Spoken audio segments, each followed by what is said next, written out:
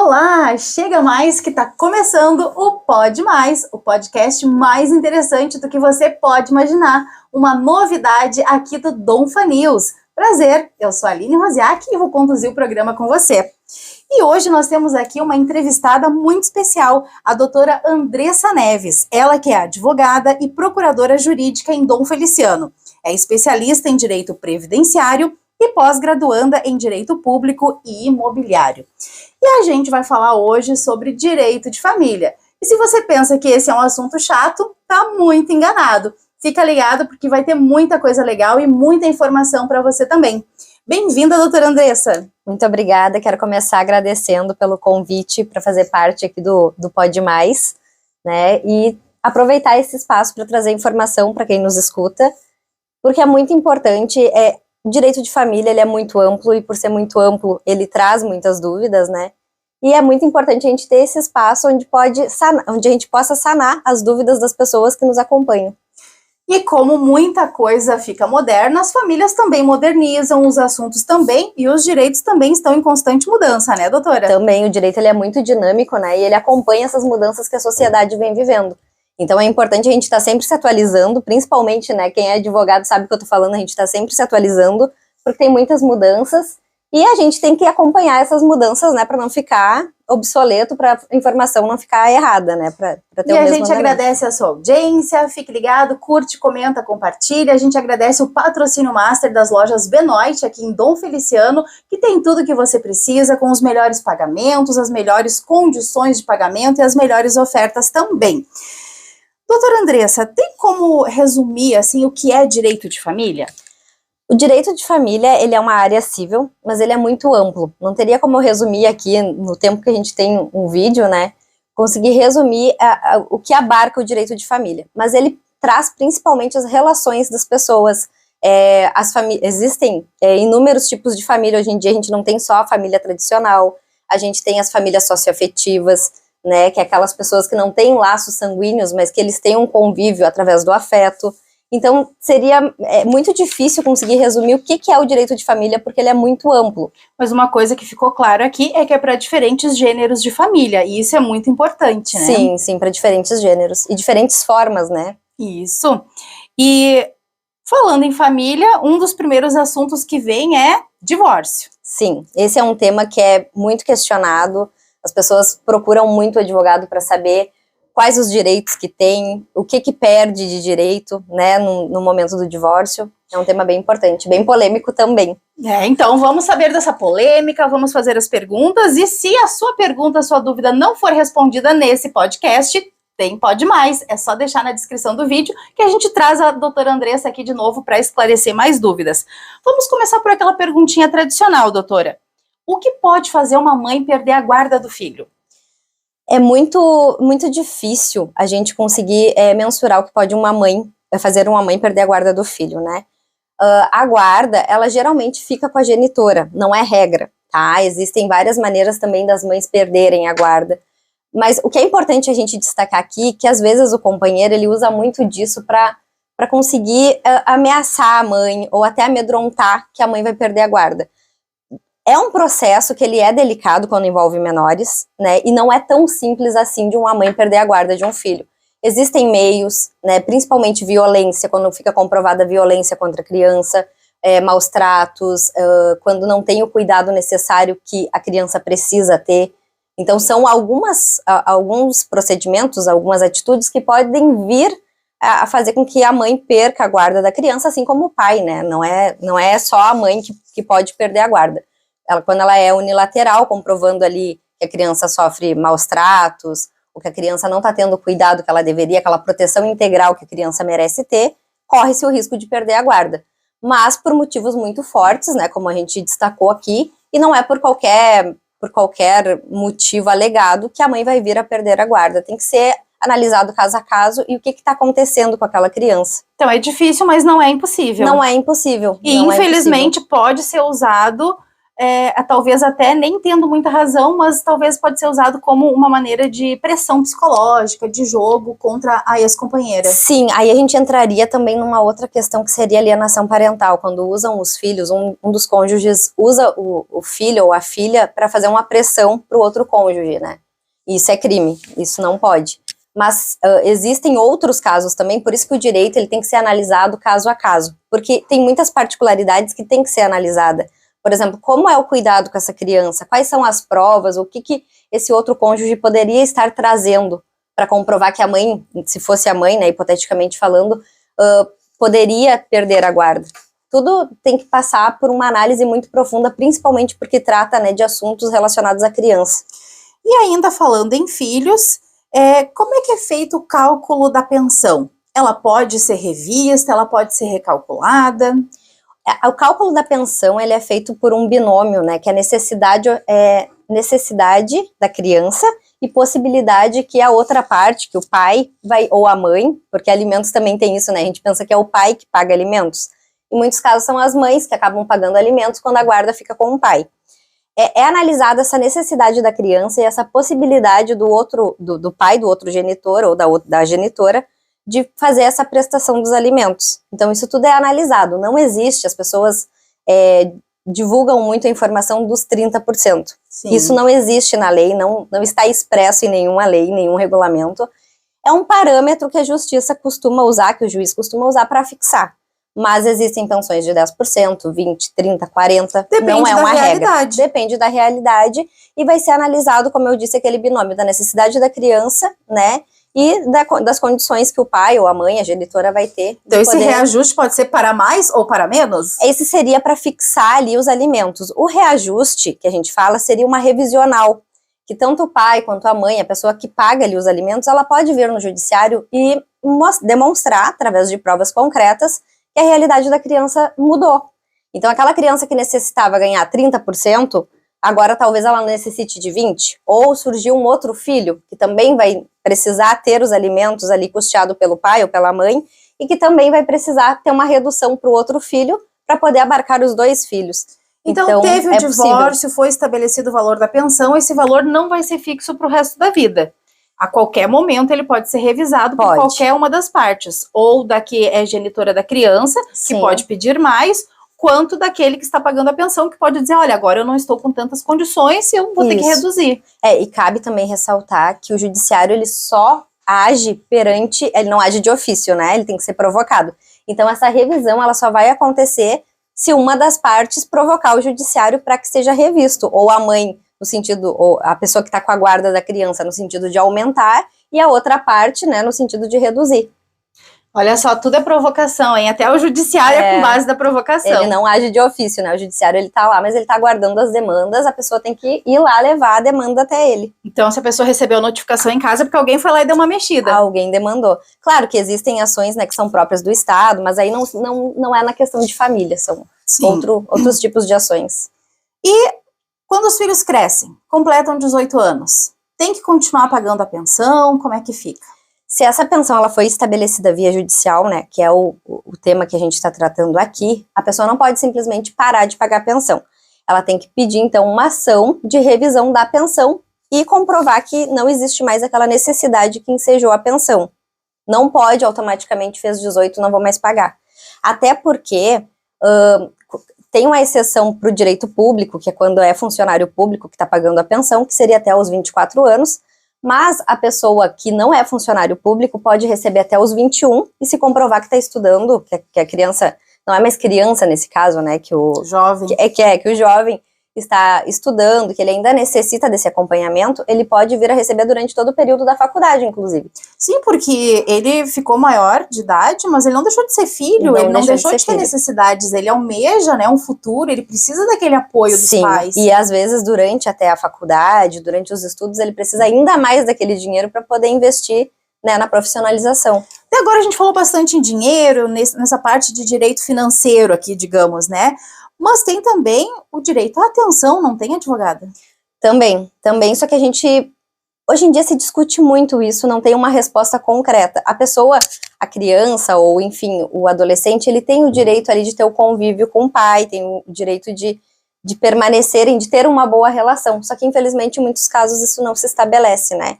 E acaba Pode que ser cobrado isso? É um absurdo ter que cobrar a presença de um pai ou de uma mãe na vida de um filho. Sim. Mas também não é justo só depositar aquela pensão ali e se ausentar da vida do filho, né? Sim. É possível, é legal cobrar que o pai ou a mãe esteja mais presente na vida desse filho? É possível cobrar. Inclusive, tem pessoas que até discutem se há possibilidade de ter uma indenização, né, em relação a isso. Mas, como eu te disse, é muito novo ainda no campo do direito, tem casos que são analisados com muitas particularidades, então não teria como te dar uma resposta concreta se sim ou não, né? Mas isso já é algo discutido dentro do meio jurídico. E falando nessa parte de pais e filhos, tem também a guarda compartilhada. Como é que funciona? Tem como compartilhar um filho? Na verdade, a guarda compartilhada é o que o judiciário mais vem definindo como sendo o melhor para a criança e para o adolescente, porque no momento da guarda compartilhada a gente entende, né, eu digo, um olhar jurídico entende que a criança vai ter o mesmo convívio com a mãe e com o pai. Não necessariamente que a criança tem que ficar 15 dias com a mãe, 15 dias com o pai, mas que ambos vão ser responsáveis. Por exemplo, tem que buscar a criança na escola, tem ali uma questão de boletim, né, tem que conversar com a diretora. Ambos têm os mesmos direitos e as mesmas responsabilidades sobre a criança. Isso seria a guarda compartilhada. E aí, aproveitando, né, essa brecha, a questão da guarda compartilhada, muitas pessoas querem muita guarda porque entendem, não, se ela é compartilhada eu não preciso pagar alimentos. Isso não é uma verdade, né? Com aquela pessoa que a criança mora, pode vir a cobrar judicial os alimentos, e a guarda compartilhada ela não isenta do pagamento de alimentos. São duas coisas distintas. Porque não são só alimentos também, é roupa, é remédio, é um curso, é um transporte, né? Sim. Então a gente fala muito aqui em pensão referente a alimentos, mas a gente sabe que uma vida custa muito mais do que o simples alimento, né?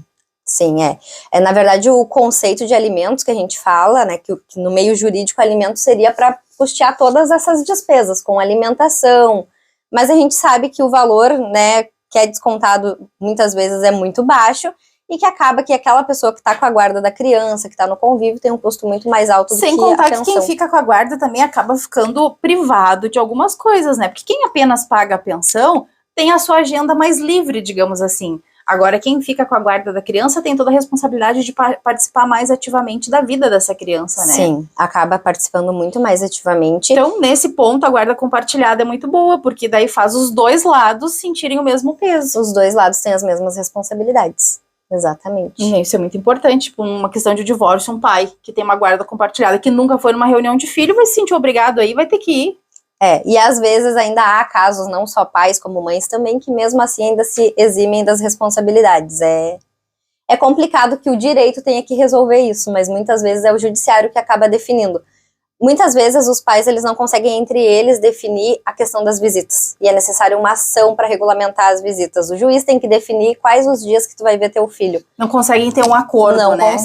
Não conseguem. Isso é mais comum do que a gente imagina. Muito comum, e isso prejudica muito a criança. Misturam muito a briga do casal, né, e acabam com a relação nos com filhos. A criança. E isso prejudica muito a criança e a relação dos pais com a criança. Alguns casos que a gente conhece, parece que tem ex-filho também, né? Além de ex-esposa e ex-marido, parece que acaba tendo aí uma conjunção, né, de ex-filho também. Exatamente. E a criança precisa daquele cuidado, além dos valores, como a gente falou, né? Precisa do cuidado, precisa do afeto, só que isso nem sempre é possível. Então, o judiciário está aqui para pelo menos garantir a subsistência, pelo menos garantir os alimentos, né? Você está acompanhando o podcast Pode mais interessante do que você imagina, com o patrocínio das lojas Benoit, aqui de Dom Feliciano. Hoje batendo um papo sobre família, direitos de família, com a doutora advogada Andressa Neves, aqui de Dom Feliciano. E a gente tem muita coisa para saber ainda pela frente. Fique ligado. E se durante o nosso podcast você ficou com alguma dúvida, acha que a gente deve entrar mais a fundo em algum assunto, comenta aí nos nossos comentários que a gente traz a doutora Andressa aqui de novo para falar mais sobre o que você quer saber. Estamos falando aqui sobre divórcio, que é um grande assunto dentro dos direitos de família, né? E gostaria de saber se o divórcio entre homossexuais, ele é igual ao dos casais tradicionais. Porque a gente sabe, né, que tá tudo muito moderno, que homossexuais podem, têm o direito de casar de papel passado, e no momento que ele pode casar ou ele pode morar junto, assim como tem a união estável, ele tem direitos também no momento do divórcio? Sim, reconhecida ali a união entre duas pessoas, sejam elas, né, do gênero que elas forem, elas têm os mesmos direitos na hora da partilha de bens. Isso, o que vai determinar a questão da partilha de bens é o regime em que ocorreu a união, né, se é regime total, se é regime parcial, enfim, o regime que foi estabelecido ali no momento e também tem que averiguar o caso se é uma união estável ou se é um casamento, né, porque aqui a gente fala de dois institutos diferentes. Apesar de gerarem efeitos muito parecidos, são institutos diferentes. Mas se houve ali o casamento, se teve o pacto que a gente chama de pacto antinupcial, que é onde a pessoa escolhe o regime ali dos bens que vão reger aquele casamento, aquele contrato, porque até um olhar frio um pouco sobre o casamento, mas o casamento não deixa de ser um contrato, né? Sim. E que a gente tem que escolher muito bem os sócios. Eu ia falar em sociedade, casamento é uma sociedade. Então, assim, a gente, definindo ali qual vai ser o regime, né, da separação de bens, aquele regime é o que vai reger o final do casamento, independente do gênero, né, das partes envolvidas. E se não houve casamento, mas sim uma união, estão morando junto há 2, 3, 4, 10 anos? Aí, não tendo ali o reconhecimento do casamento, vai ser por regime parcial de bens, que é o nosso regime oficial. Então, vão comunicar, vão fazer parte da partilha dos bens, os bens adquiridos na constância da união. Tem um tempo mínimo para considerar essa união estável? Hoje em dia, assim, olha, tá muito relativo, porque o que seria uma união estável? Tem juízes que consideram união estável até pessoas que não moram na mesma residência. Então, como eu te disse, assim, o direito ele depende muito do caso a caso, a gente teria que analisar o caso concreto para poder dizer se isso configura ou não uma união estável. Porque, ao contrário do que a gente pensa, a união estável nem sempre é residir na mesma casa, né, ter ali o convívio. Um dos pontos que é bem importante destacar que configura a união estável é, por exemplo, as pessoas terem uma vida comum, aparecerem em público, terem fotos, que seja de conhecimento da sociedade aquela união, mas não necessariamente que morem no mesmo local. Até porque hoje em dia, né, tá tudo muito moderno, até porque às vezes um trabalham numa cidade, outros trabalham na outra, acabam se encontrando nos finais de semana. Isso não impede, né, que tenha ali uma relação. Então isso vai depender muito do caso concreto para poder dar uma resposta se configura ou não uma união estável. Mas tudo tem direito, para tudo tem a justiça, tem os advogados, tem a doutora Andressa, né, para tirar as nossas dúvidas. Dentro deste assunto, a esposa perde algum direito se ela brigar com o marido, pegar as malas dela e sair de casa? Eu não aguento mais olhar pra tua cara, ou tu tá me maltratando e eu preciso sair daqui. Ela perde algum direito por sair de casa? Na verdade, nenhuma das partes envolvidas perdem algum direito por saírem da casa, né? Mas quando a gente fala ali em violência, aí tem uma outra questão que tem que ser averiguada, que é uma questão fora, que não é bem do direito de família, né? Seria ali uma possível Maria da Penha, uma possível violência doméstica. Vamos trazer isso no próximo Pode Mais. Isso. Mas assim, respondendo objetivamente a tua pergunta, não perde direitos, tá? O fato de tu sair da casa, tu não é obrigada a continuar tendo um convívio que não é saudável para ti. E isso não vai fazer com que tu perca os teus direitos na hora da divisão de bens. Porque hoje em dia as mulheres, ou os homens, acabam às vezes demorando a se dar conta de um relacionamento tóxico, né? E às vezes quando eles se dão conta, querem dali pra frente ter uma nova vida e a partir dali lutar na justiça com os seus direitos. Sim. Então ele pode sair de casa, ele ou ela, e resolver manter, sim, e depois judicialmente eles vão ver a questão dos bens ali, da divisão de bens. Isso não afetaria. Uma coisa que cabe destacar aqui, falando em questão de violência, que não é o nosso tema, que o nosso tema é direito de família, mas no direito as áreas, elas se interligam, né, se interrelacionam, e é importante também a gente frisar aqui que a violência nem sempre ela é física, né? Sim. Como tu bem falaste, a questão do relacionamento tóxico, ele é mais comum, infelizmente, do que a gente imagina, e ele também é um tipo de violência. Que inclusive ele está previsto lá na lei da Maria da Penha, que é uma lei muito importante. Vamos trazer esse assunto para o próximo Pode Mais, porque vai dar muito pano para manga esse assunto. É um assunto bem importante ali, das e pessoas que a gente tem que falar estarem informadas. Mulheres. Exatamente. Temos que alertar as mulheres sobre esse assunto. Bom, já que estamos falando em sair de casa, e em caso de traição, doutora? Te traí, tu me traiu, perdemos direitos, não perdemos ou só levamos o chifre junto? Então, no caso de adultério, né, que seria a traição, o adultério ele não é mais crime, não é mais reconhecido como um crime no nosso ordenamento jurídico. Então não adianta mais sair filmando, sair fotografando, que eu vou usar contra ti, que eu te vi com outro. Não, isso não. Hoje em dia já foi, já foi considerado crime, já repercutiu na parte ali do casamento, mas hoje não mais, tá? Independente de quem traiu, quem não traiu, qual foi o motivo que ensejou o final da relação, os bens vão ser partilhados de acordo com o regime que foi o casamento. Se não é um casamento, é uma união estável de acordo com o regime parcial de bens, ou seja, aqueles bens que foram contraídos durante ali a relação, mas a questão da traição, havendo ou não havendo traição, não conta mais nada. Não conta mais mas não quer dizer que você vai sair traindo por aí para depois ter os direitos iguais, viu, gente? Não é bem por aí, né? Ele não pode mais ser usado judicialmente, mas vamos manter aí o respeito. Sim. E em caso de união estável, já conversamos aqui que então não tem um tempo mínimo, né? É tudo muito relativo para comprovar essa união. É relativo. Tanto em homoafetivos quanto em casais vai tradicionais. ser comprovado de acordo ali com caso a caso, né? Filho de fora do casamento, porque a traição muitas vezes traz um filho fora do casamento, né? Esse filho, ele tem direito à herança, tem direito a uma pensão, alguma coisa a mais? Como é que fica essa criança? Geralmente, o filho fora do casamento não é a regra, né? Mas costuma aparecer quando morre ali o pai ou a mãe que era, né? Geralmente é o pai, porque geralmente filho fora do casamento, não que, né? Não tem um preconceito em relação a isso, mas geralmente acaba sendo o pai que consegue ter duas famílias, né? Paralelamente. Mas filho fora do casamento ou filho tido durante ali a relação tem os mesmos direitos. Ambos os filhos vão ter os mesmos direitos e vão ter direito na mesma partilha de bens. Na mesma parcialidade. A mesma parte que a divisão ela vai ser igual para o filho que é dentro do casamento, o filho que é fora do casamento, os direitos serão os mesmos. Então aceita esse irmão que dói menos, vai ter que dividir igual. Vai ter que dividir igual.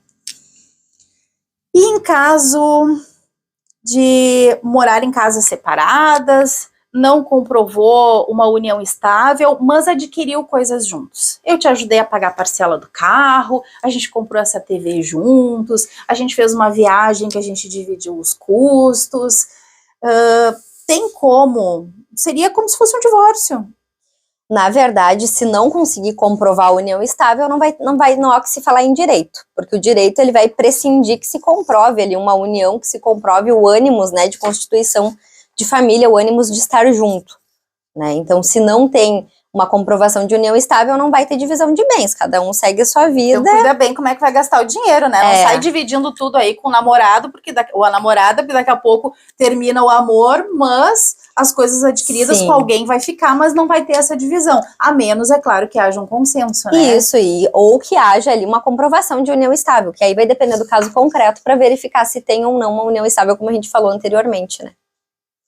Estamos aqui no Pode Mais, como você viu, mais interessante do que você imagina, e com a nossa primeira entrevistada, a doutora Andressa Neves, advogada aqui em Dom Feliciano, hoje falando sobre direito de família, que é muito mais amplo do que a gente imagina, que vai além daquela família tradicional e que a justiça está aí para resolver, porque, como a gente disse, ele é muito amplo e não tem como a gente dizer que isso é isso e aquilo é aquilo, né? Existem fatos, existem casos e tudo tem que ser averiguado por um advogado, por um especialista. Sim, o direito, a gente pode trazer diretrizes, né? Que são as normas gerais que são aplicadas aos casos. Mas cada caso, ele vai necessitar da avaliação de um profissional ou da avaliação do próprio judiciário, né? Para verificar o que está se discutindo ali e quem tem o direito no quê, porque cada caso vai ter a sua particularidade, né? Por isso que a gente está aqui hoje a título, né, de trazer a informação para a sociedade, mas cada caso, aquele caso da pessoa que está nos escutando, ele vai precisar ser analisado de acordo com as particularidades que ele traz. Cada caso ele é único, né?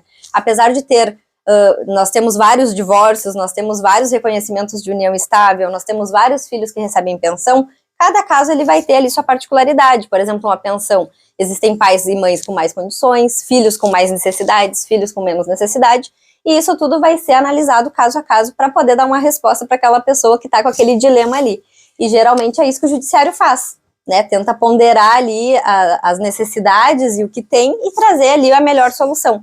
Claro que o ideal seria, né? Mas quando a pessoa chega no judiciário é porque ela já não conseguiu entrar num consenso entre as partes e leva para o judiciário como única maneira de resolver aquele conflito.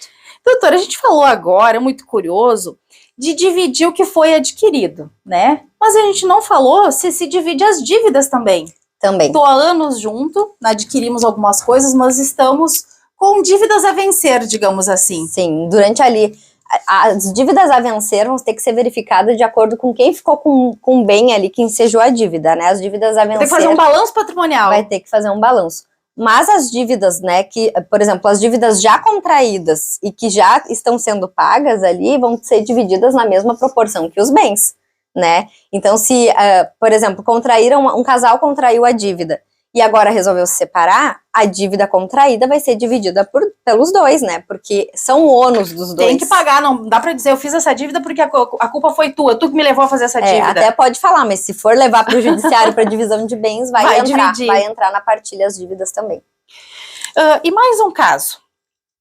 O casal tá se separando, não dá mais certo, e um deles vem e te faz uma proposta. Te faço uma casa, te dou a casa e tu assina desistindo do resto todo. É possível fazer uma proposta indecente? Eu considero uma proposta indecente. Confesso que já ouvi muito isso de pessoas que chegaram com uma proposta. Eu te dou uma migalha, tu desiste do resto porque eu vou pagar tal conta e estamos certo. E infelizmente sei de pessoas que caíram nessa e assinaram.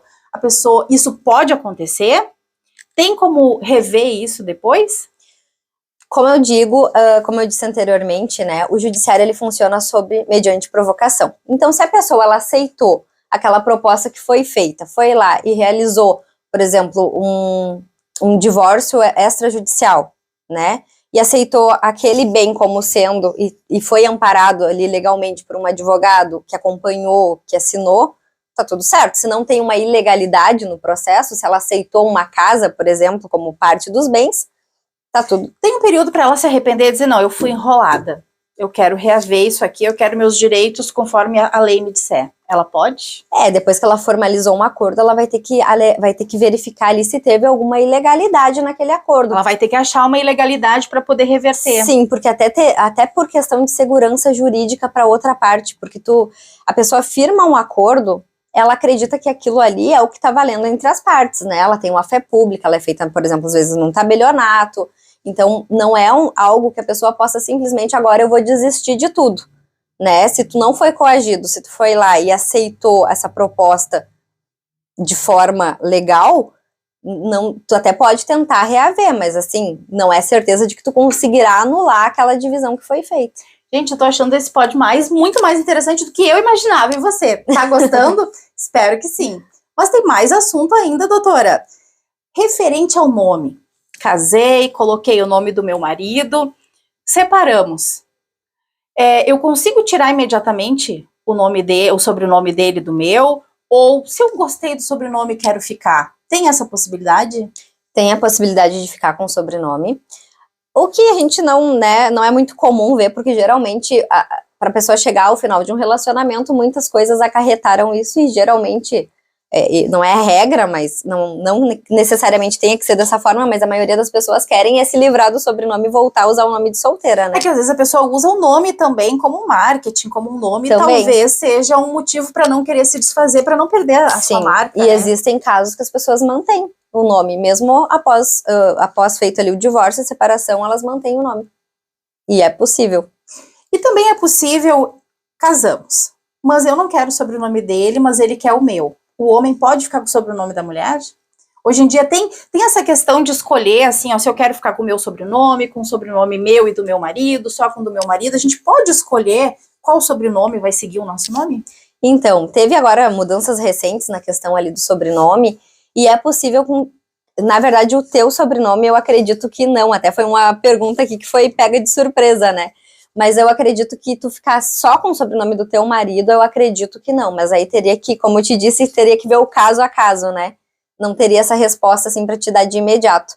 Mas, hoje em dia, tu pode escolher qual sobrenome tu vai querer ficar no teu nome, tem essa possibilidade, tem uma legislação recentíssima agora sobre isso, sobre esse tema, e então, assim, tem várias possibilidades de nomes ali que tu pode escolher, de sobrenomes. Em caso de divórcio litigioso, que é aquele que a pessoa briga, não consegue resolver, vai parar na justiça, a justiça também, às vezes, tem dificuldade de resolver, mas a pessoa quer se livrar do sobrenome do ex. Consegue ou só ao fim do litígio?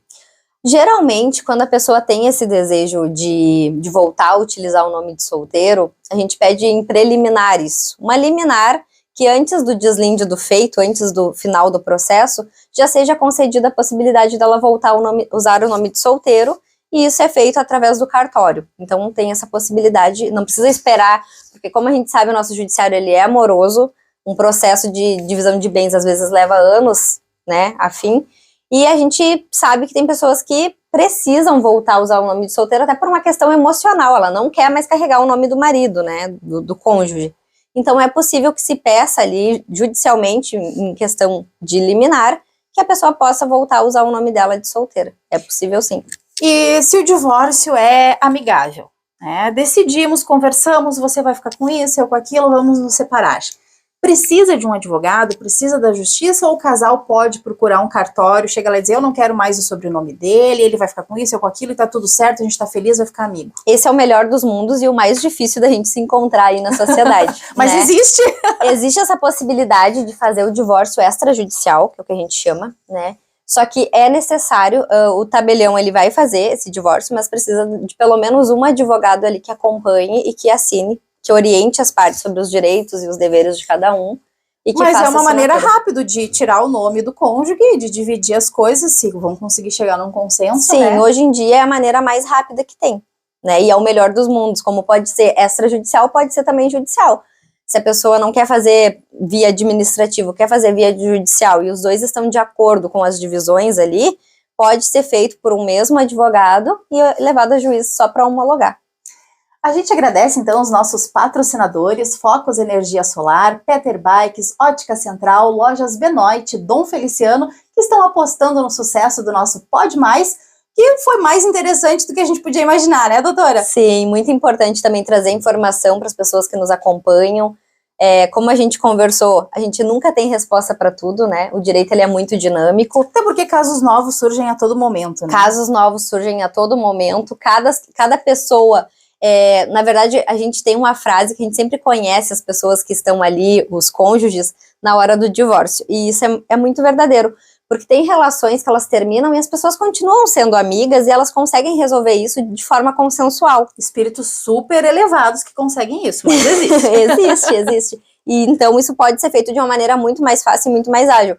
Mas a gente tem que considerar que existem também aquelas pessoas que entram num conflito extremo que elas não conseguem resolver isso, né, sem levar ao judiciário, ou enfim, sem ter ali sem ter um advogado, sem ter uma pessoa ali tentando, às vezes até fazer uma conciliação entre os dois em partes, né, para que se resolva e para que cada um possa seguir sua vida, né.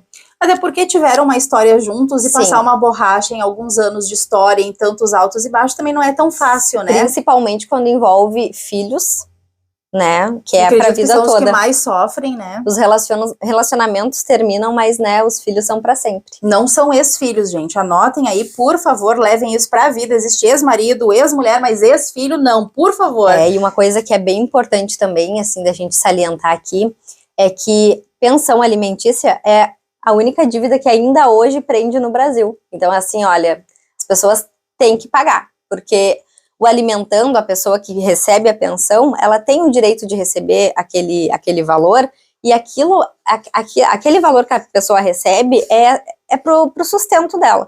E a gente acha que o programa vai terminar e surge mais uma pergunta. No caso da pensão, a pensão é de R$500, um exemplo, tá? Mas a pessoa naquele mês teve só 250, depositou 250 e não comunicou à justiça. Mês que vem ela tá numa dificuldade de novo, deposita só a metade. Ela pode vir a sofrer uma penalidade como a prisão, por exemplo, por não estar cumprindo integralmente o que ela deveria cumprir? Sim, aí vem aquele caso do caso a caso, porque a gente vai ter que verificar se essa pensão que a pessoa está pagando, ela foi definida em juízo ou ela foi acordada entre as partes, né? Se foi definida em juízo, ela pode vir sofrer uma penalidade sim por descumprimento de ordem judicial. Se está estabelecido que é para pagar, por exemplo, 20%, tu não pode pagar apenas 10%. Né? Tu vai ter que ter uma justificativa. Pedir uma revisão, né? Tu vai ter que pedir uma revisão, não pode simplesmente definir que agora eu vou pagar 10% do meu salário, né? Então, assim, tudo vai depender do caso a caso, mas a pessoa não pode simplesmente definir que esse mês eu vou pagar menos porque eu tive gastos extras, não. O valor que tu tem que passar pro teu filho, pra pessoa que tá ali aguardando, é o valor que foi determinado, né, através do processo judicial. Muito importante, a gente ficou com muito assunto para falar aqui. O assunto não acaba, né? Não acaba, e é por isso que o nosso Pod é Pod Mais, porque vem muito mais notícia, muito mais informação, de maneira descontraída, levando o melhor da informação para você através aqui do Donfa News e dos nossos patrocinadores. E se você ficou com alguma dúvida dos assuntos que a gente falou, tem todos os dados na descrição do vídeo para você conversar diretamente com a doutora Andressa, que vai lhe esclarecer na medida do possível tudo que você precisar. Muito obrigada pelo seu carinho, pela sua audiência e até o próximo Pode Mais. Obrigada, doutora. Eu que agradeço.